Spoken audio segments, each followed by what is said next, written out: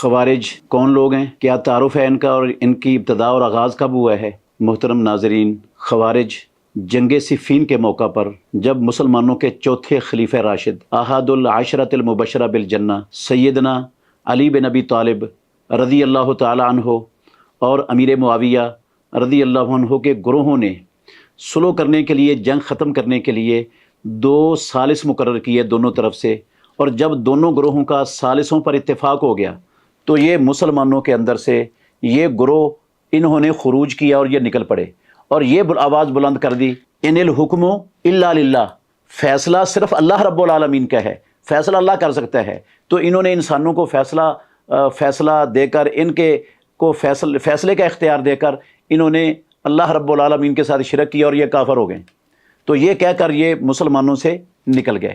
ان کو مارکہ بھی کہا جاتا ہے، ان کے اور بھی بہت سے نام ہیں، یہ سارے نام ان کو پسند ہیں، لیکن یہ مارکہ کا نام یہ قبول کرنے کے لیے نہیں تیار، کیونکہ مارکہ کا مطلب ہوتا ہے وہ تیر جو شکار کو پھاڑ کر نکل جاتا ہے اور اس کو شکار کا نام و نشان بھی ذرہ بھی نہیں لگتا۔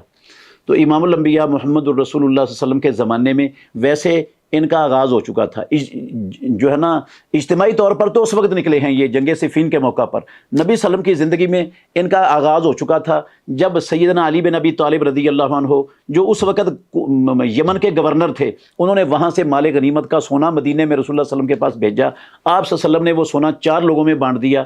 تو یہ ایک شخص تھا عبداللہ بن ذوالخویسرہ التمیمی، وہ اٹھا اور اس نے کہا اتق اللہ یا رسول اللہ، اے اللہ کے رسول، اللہ سے ڈر جا۔ ایک روایت میں لفظ ہیں اے دل یا محمد، اے محمد عدل کر، بڑے سخت الفاظ تھے یہ۔ تو رسول اللہ صلی اللہ علیہ وسلم نے اس کو کہا ویلک، افسوس ہے تجھ پر، اگر میں محمد انصاف نہیں کروں گا، عدل نہیں کروں گا تو کون کرے گا؟ اللہ جو آسمانوں پر ہے اس نے مجھے امین جانا اور تم مجھے امین نہیں سمجھتے۔ تو یہ بانی تھا ان خوارج کا، جس نے محمد الرسول اللہ صلی اللہ علیہ وسلم کی تقسیم پر، آپ کے عدل و انصاف پر اعتراض کیا اور آپ کو یہ تانا دیا کہ آپ کو اللہ کا ڈر نہیں ہے، انا للہ و انا الیہ راجعون۔ تو حضرت عثمان بن عفان رضی اللہ عنہ کی شہادت میں بھی ان کا سب سے بڑا کردار ہے۔ عبداللہ بن سبا کے ساتھ جتنے لوگ تھے وہ سب خوارج قسم کے لوگ تھے۔